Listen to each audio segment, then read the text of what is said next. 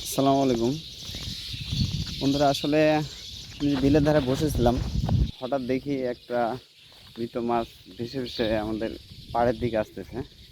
আসলে তোমাদের দেখাইতেছি যে মৃত মাছটা দেখতে কেমন, আর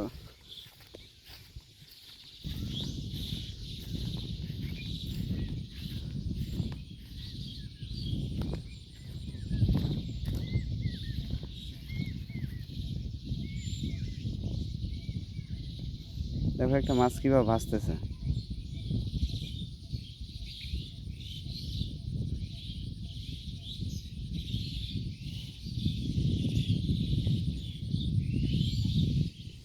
মনে হয় মাছটা অনেকক্ষণ আগেই মারা গেছে।